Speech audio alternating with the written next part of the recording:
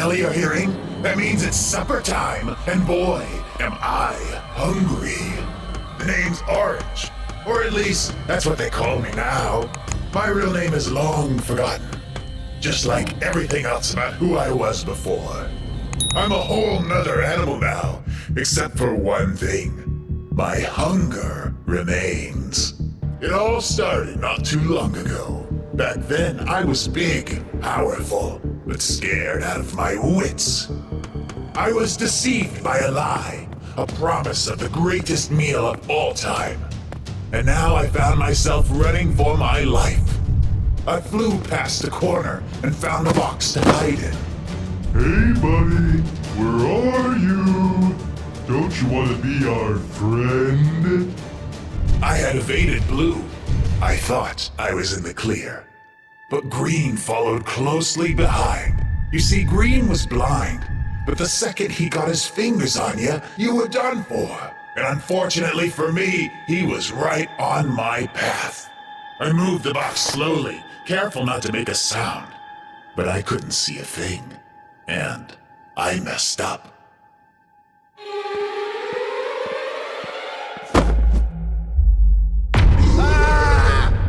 Green grabbed me and brought me back to the lab.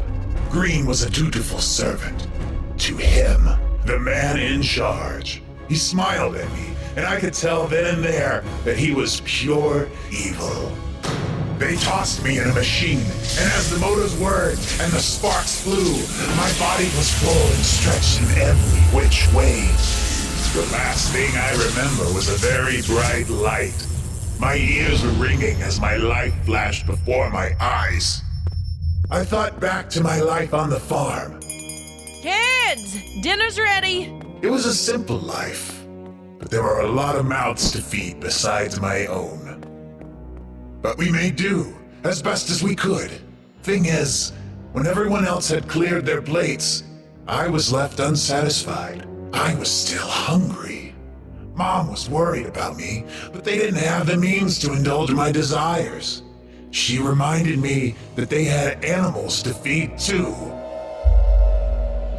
And this gave me an idea. It wasn't dignified, I'll give you that. But I couldn't stop. My dad had caught me, and boy, did he let me have it. So I decided then and there, if I can't eat their food, I could always just eat them. It seemed as though I had gone too far. I didn't understand. I was being self-sufficient. Did they just expect me to sit by a dog bowl and wait for my food to be delivered on some sort of set schedule? Never. My habit had gotten so bad in their eyes that they decided to send me off to boarding school. The first day started off very scary for me. I was worried about being the odd one out. But then I realized I was huge, big, and powerful. This filled me with a sense of pride. At the cafeteria, the lunch lady gave me a meager serving, and I devoured it all in one big old bite. The others thought this was awesome. That I was awesome. Those guys offered up their own lunches just to watch the spectacle, and I happily obliged. Downing tray after tray, there was no rule against sharing, you see. It went against the values of the school. But I don't think the teachers liked this little loophole. But whether they were happy, I couldn't care less, because this was the happiest I had ever been. Until I found out the truth. I thought they liked me for who I was. Turns out, I was just a sideshow, a freak. They threw out names like Hungry Hungry Hippo and the Trash Compactor. I had considered my gift to be something special about me, but turns out, everyone else thought it was just plain weird. Except, perhaps, for one girl. She was really nice. In fact, she even offered to help me change my ways. She showed me all sorts of stuff. Salads, jogging, diet shakes, yoga, herbal tea, swimming. I hated them all. It was the absolute worst and went against my entire nature. She tried, but I knew deep down that it wasn't me. I made up my mind. If I couldn't become thin like everyone seemed to want me to, then I would get even bigger to spite them all. Just that day, to become the world's largest man, my family held a hot dog eating contest at the farm. I sweat so hard that they had to travel 15 miles just to pick up more dogs. And it didn't stop there. News of my decisive victory spread throughout the paper. People wanted to watch me perfect my craft. I went from show to show, and I creamed them all. Anyways, throughout it all, the same girl tagged along. She, despite her best efforts to change me, really cared about me deep down. It felt so good to be loved by someone for who I was. As I won more and more competitions, I became something of a celebrity. I was on the top of the world, and at last I had done it. I was officially the world's largest man, and I felt good.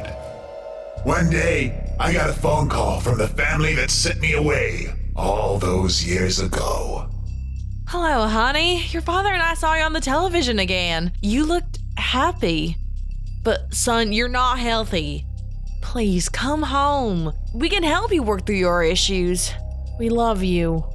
I couldn't believe what I was hearing. I thought they might have called to beg me for money, sure, but this? What issues? I was fine. I was famous and big. My friends saw me go off on my mother in a fit of rage. I really let her have it. This was the final straw. She told me that she didn't like what I was turning into, that the fame had gotten to my head, that I was becoming a monster. I showed her the door, and as she cried her tearful goodbye, I was already on the phone again, ordering myself a pizza. Until I caught a look at myself. In the mirror, I had become unrecognizable, even to myself. And of course, my only solace was found in more food. More and more, I spiraled out of control. I could only think of her, even as I shoveled more and more food into my mouth. I saw her in my spaghetti. I saw her in my fries. I saw her in my plate, right next to the mashed potatoes and gravy. I even saw her in my low-cal diet soda. This continued on and on until I could no longer enjoy my meals. I was at rock bottom. This all changed when I got one more phone call. Hello. Is this the world's largest man? Not anymore. I'm retired. I can't eat like I used to. Nonsense. You just haven't found the right meal yet. Not to worry. I have one to die for. The man on the phone's offer intrigued me, and like the fool I was, I arranged a meeting. I was met with the most lavish meal I'd ever laid eyes on, and it was all you could eat. Thoughts of my lost love faded away as I rekindled my joy of eating. I was in heaven. Something seemed off, though. The two waiters were wearing sheets over their heads, and one of them kept bumping into the table. I thought it must have just been some weird uniform, and maybe it was the clumsy one's first day, until it came time for dessert. I hope you're ready, friend, because now it's time for your final treat. Or should I say, trick. The waiters came to the side of the man and took off their coverings. Before me stood two of the scariest things I'd ever laid eyes on. Sure, in another context, they might not have been all that bad, but here, they looked like they were going to eat me. What's happening? Stay away! I ran, and in that moment, I wished I had followed my friend's advice all those years ago. I was found by Green, put into the man's machine, and turned into Orange, the newest rainbow friend. During the transformation, my body rejected the years of mass that I had built up and expunged it, even as my form became narrow and skinny. I was small now, the smallest of the rainbow friends. My pride would have been hurt, but all I knew in that moment was that I was hungry, hungrier than I had ever been. After that, they arranged feeding times, and if one were to ever be missed, an alarm would sound, and I would come running for a proper meal. Unfortunately, most people were timely with their supper deliveries. Which brings us to today. One woman has finally forgotten to feed me, and now I'm nearly upon my first prey. Rah! I got you now! Please don't! I'm looking for my friend! Please! No, not you. Why'd it have to be you? I can't help it. Forgive me!